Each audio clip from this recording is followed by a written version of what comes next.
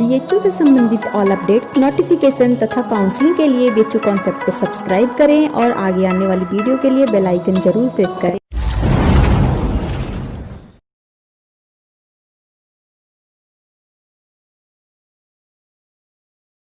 Hey guys, सब कैसे हैं? I hope you all are doing very good in this lockdown and I welcome you all in this official YouTube channel of BHU Concept.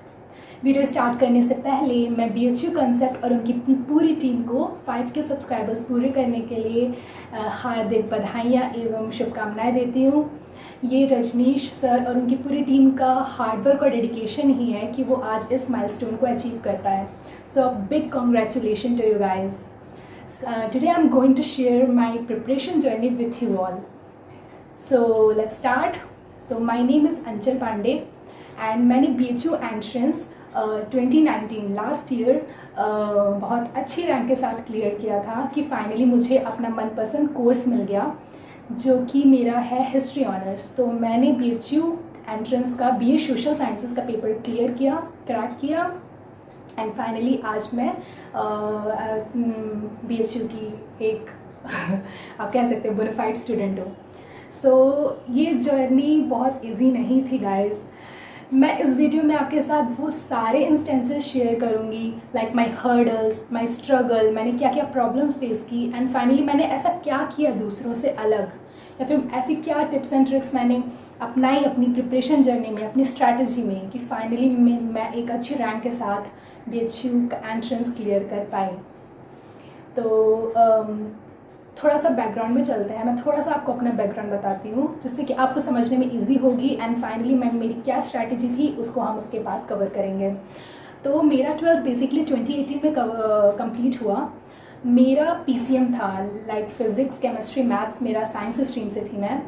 And अब मैंने 2018 में मेरा ये decision था कि मुझे ह्यूमैनिटीज़ से साइंस मतलब मुझे साइंस से ह्यूमैनिटीज स्विच करना है।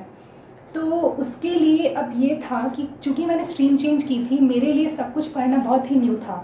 क्योंकि आप देखते हैं जब BHU का सिलेबस, तो अगर आप BHU सोशल साइंसेस और आर्ट्स क्रैक करना है आपको, तो आपको पूरे जनरल स्टडीज़ के सब्जेक्ट्स पढ़ने पड़ते हैं। For example history, geography, political science, economics, psychology, जो कि मेरे लिए बहुत ही ज़्यादा न्यू था।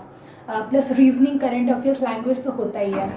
तो बीइंग अ साइंस स्टूडेंट मेरे लिए स्ट्रीम स्विच करना एंड फिर सब्सिक्वेंटली मुझे उसकी प्रिपरेशन करना मेरे लिए थोड़ा हार्ड था, क्योंकि मेरा वो बैकग्राउंड नहीं था। मुझे सोशल साइंसेस पढ़े 2 साल हो चुके थे, मुझे फिर से वापस पढ़ना था, तो बहुत ही टफ था मैं कह सकती हूँ।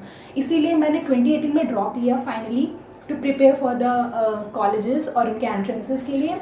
एंड फाइनली मैंने, आप कह सकते हैं मेरी मेहनत थी और मेरा वो डेडिकेशन ही था कि फाइनली मैंने एंट्रेंस क्रैक किया। तो लेट्स स्टार्ट। सबसे पहले अगर मैं सिलेबस की बात करूं तो मैनी ऑफ द स्टूडेंट अभी तक तो आपको पता चल गया होगा कि क्या सिलेबस है, कौन कौन से टॉपिक्स हैं और ऐसे कौन से क्वेश्चंस हैं जो आपको नहीं आते हैं। बहुत लोगों को अब तक क्लियर हो गया होगा, एक रफ पिक्चर तो माइंड में बनी गई होगी। वो बच्चे जिनको क्लियर नहीं है, मैं उनको ये बताना चाहूँगी कि जो हमारा सोशल साइंसेस का पेपर होता है बेसिकली, वो आपके पूरे जनरल स्टडीज़, आपके पूरे reasoning, mental aptitude and plus आपकी लैंग्वेज और करंट अफेयर्स, GK जिसको बोलते हैं, इन सब पे पूरा बेस्ड होता है। ये एक रफ पिक्चर है आपके पेपर की जो आपको देना पड़ेगा। तो एग्ज़ाम के बारे में सोचने से पहले, या फिर मैं कहूँगी कि तैयारी करने से पहले आपके माइंड में क्लियर होना चाहिए कि मेरे टॉपिक्स क्या क्या हैं सिलेबस के, मुझे किसके अकॉर्डिंग उसको कवर करना है। मतलब आप एक प्लानर बना लो जिसने नहीं बनाया है कि हर सब्जेक्ट को किस तरीके से अप्रोच करना है। जैसे फॉर एग्जांपल मैं जनरल स्टडीज़ की बात करती हूँ। जनरल स्टडीज़ में हमारे कितने सारे टॉपिक्स होते हैं, हिस्ट्री होता है, ज्योग्राफी होता है, पॉलिटिकल साइंस होता है। इन सब की बेसिक मैं कहना चाहूँगी कि इन सब का बेसिक स्ट्रैटेजी यही होता है कि आप कोई भी अगर लेक्चर देख रहे हो, अगर आप BHU कंसेप्ट से लेक्चर देख रहे हो सर के, या फिर कोई भी आपके पास रिसोर्सेज है, मटेरियल है, जब भी आप वो चीज़ देखो, पढ़ो, तो आप एक उसके बहुत ही अच्छे फॉर्मेट के साथ नोट्स बनाओ।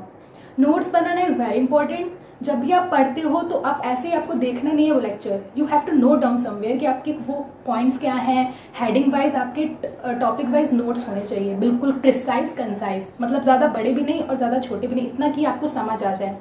एंड उसके बाद जो आपका नेक्स्ट स्टेप होना चाहिए, जब आपने नोट्स पूरे बना लिए हैं, you have to revise them. Revision is very necessary guys. बिना रिविजन के आप जितना पढ़ोगे सब कुछ भूल जाएगा, आपको कुछ रिटेन नहीं हो पाएगा। तो अगर आपने आज कोई लेक्चर देखा, उसके आप नोट्स बनाओ, नोट्स के 2 दिन बाद हर 2 दिन में आपको वो रिविजन करना है, उसका रिवाइज करो उसको, जिससे कि वो जो भी टॉपिक आपने पढ़ा आपके दिमाग में वो रिटेन रहे। ठीक है, ये स्ट्रैटेजी आपकी होनी चाहिए जनरल साइंसेस के लिए, सारे जितने भी आप सब्जेक्ट्स पढ़ रहे हो। नेक्स्ट हम आते हैं रीजनिंग में। देखिए, मेरा चूँकि 12th में मैथ्स था, तो मेरे लिए मेंटल एप्टीट्यूड या आप कह सकते हो रीजनिंग के क्वेश्चन क्वाइट इजी थे मेरे लिए अटेम्प्ट करने के लिए, क्योंकि वो मेरी एबिलिटी पूरे 12th क्लास से बन चुकी थी, क्योंकि मैंने खूब क्वेश्चन सॉल्व किए थे मैथ्स के एंड ऑल।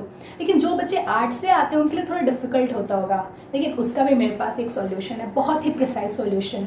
जब भी आप मेंटल एप्टीट्यूड के क्वेश्चंस करते हो तो सबसे पहले आप उसके फॉर्मूलेज देखते हो, उसका लॉजिक देखते हो कि वो बेसिक कंसेप्ट क्या है जिससे क्वेश्चन सॉल्व होगा। तो उसके लिए भी आप करो कि जब भी आप कोई भी फॉर्मूला देखते हो या फिर कोई भी टॉपिक पढ़ते हो, फॉर एग्जांपल आप टाइम एंड वर्क के क्वेश्चन कर रहे हो, ठीक है, या फिर आप सिंपल इंटरेस्ट या कंपाउंड इंटरेस्ट के क्वेश्चंस कर रहे हो रीजनिंग या फिर न्यूमेरिकल एबिलिटी में, तो डू वन थिंग कि जैसे आप वो क्वेश्चन, जैसे वो आप टॉपिक पढ़े, आपको फॉर्मूला आपके माइंड में आ गया, उसके तुरंत बाद आप 10 से 15 क्वेश्चन उसी टॉपिक के लगाओ। मतलब this is very necessary guys, क्योंकि फिर नेक्स्ट डे अगर आप उसको लगाओगे तो हो सकता है आप फॉर्मूले भूल गए हो या फिर आपको याद नहीं है। इसलिए जैसे ही आपने देखा वो फॉर्मूला, प्रैक्टिस किया या फिर वो लेक्चर देखा, तुरंत उसके 10 से 15 question on the spot solve करो। ये बहुत इंपॉर्टेंट होता है, बहुत ही ज़्यादा इंपॉर्टेंट होता है मेंटल एप्टीट्यूड और रीजनिंग के लिए। इससे बेस्ट सॉल्यूशन कुछ और नहीं है। एंड फिर आपने वो क्वेश्चंस अगर ऑन द स्पॉट प्रैक्टिस कर लिया तो वो फॉर्मूले के साथ आपके सारे क्वेश्चंस क्लियर हो जाएंगे। ये बहुत इंपॉर्टेंट है। फिर अब हम आते हैं करंट अफेयर्स के लिए और जीके के लिए। देखिए, करंट अफेयर्स के लिए तो आपको न्यूज़पेपर पढ़ना बहुत इंपॉर्टेंट है, बहुत इंपॉर्टेंट मतलब बहुत इंपॉर्टेंट है। ये इसमें कोई आप ढिलाई मत करना, मतलब न्यूज़पेपर पढ़ने में या फिर न्यूज़ देखने में, जो भी कुछ चल रहा है या फिर आप वीडियोस देखते हो कहीं से भी, मेक श्योर कि आपको सारे फैक्ट्स प्रिसाइजली लर्न है। जैसे अभी इंडिया चाइना, इंडिया नेपाल के बीच में इतने सारे इश्यूज़ हो रहे थे, आपको थोड़ा सा पीछे आपके माइंड में क्लियर होना चाहिए कि किस चीज़ के बीच में किस चीज़ के कारण डिस्प्यूट हो रहा था, या फिर वो कौन सी रिवर्स थी या कौन सी रोड थी जिसके कारण ये सब डिस्प्यूट हो रहा था। तो एक रफ पिक्चर आपके माइंड में होनी चाहिए। Then only you will be able to retain the current affairs. Current affairs का सिर्फ एक ही सॉल्यूशन होता है कि आप कोई भी चीज़ देखो, कम से कम उसके 2-3 फैक्ट्स याद रखो माइंड में कि वो इशू क्यों हो रहा है, या फिर कहीं कोई ब्रिज बना है या फिर कहीं कोई म्यूजियम बना है तो वो कहाँ बना है। मतलब ये सारी चीज़ें ना फैक्चुअल होती हैं, तो इसको अगेन आप एक नोट कॉपी में नोट करो और उसको रिवाइज करो हर 2 दिन में। This will improve your rank in BHU entrance, mind it. फिर हम आते हैं लैंग्वेज के लिए। लैंग्वेज के लिए आपको ज़्यादा कुछ नहीं करना, प्रीवियस ईयर्स का क्वेश्चन पेपर सॉल्व करना है बस। जैसे कि मेरा इंग्लिश था मेरा लैंग्वेज, तो मैंने प्रीवियस ईयर्स के क्वेश्चन पेपर पूरे सॉल्व कर डाले थे, पूरे लैंग्वेज के मैंने क्वेश्चन पेपर सॉल्व कर डाले थे। मुझे एक पिक्चर क्लियर हो गई थी कि एग्जाम में आखिरकार पूछता क्या है, किस तरीके से पूछता है, सिनोनिम्स, एंटोनिम्स, एरर डिटेक्शन और जितने भी हैं जो भी आते हैं हमारे टॉपिक्स हैं, वो अगर आप प्रीवियस ईयर्स के क्वेश्चन पेपर सॉल्व करोगे that is more than enough. और अगर आपको इसके अलावा भी ज़रूरत है तो आप अपनी वोकैबुलरी इंप्रूव करो। वोकैबुलरी इंप्रूव करने के लिए आप बहुत सारी चीज़ें कर सकते हो। इंग्लिश न्यूज़पेपर्स पढ़ो या फिर इंग्लिश में कोई न्यूज़ देखो, डिबेट्स देखो, इससे आपकी वोकैबुलरी इंक्रीज़ होगी। तो ये सारी चीज़ें आपको अपनी रूटीन में शामिल करना होगा गाइस, जिससे कि आप एक कंप्लीट फुल फ्लेजेडली इस एग्ज़ाम के लिए तैयार हो सको।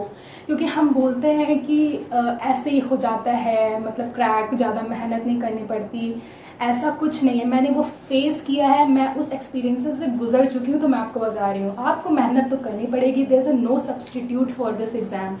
अगर आप हार्ड वर्किंग नहीं हो तो hard work plus smart work. Smart work के लिए मैंने आपको सारी चीज़ें क्लियर कर दी हैं कि कैसे कैसे आपको इस एग्ज़ाम के लिए अप्रोच करना है, कैसे कैसे चीज़ें करनी है। मैंने यही सब किया, मैंने थोड़ा स्मार्ट वर्क और बहुत ज़्यादा हार्ड वर्क किया, आप कह सकते हो, जिससे कि फाइनली मैं इस एग्ज़ाम को एस कर पाई। It is not that difficult, बिल्कुल आप ये मत सोचना, बहुत ही ज़्यादा स्मूथ गोइंग एग्ज़ाम है ये। अगर आपने अच्छे से प्रिपरेशन की है, अच्छे से आपने मेहनत की है, तो अल्टीमेटली आप एग्ज़ाम क्लियर कर पाओगे। And I wish you all the best. मैं यही चाहती हूँ कि आप बहुत अच्छे से इस एग्ज़ाम को क्लियर करो और फाइनली महामना की बगिया में आओ। We all are waiting for you.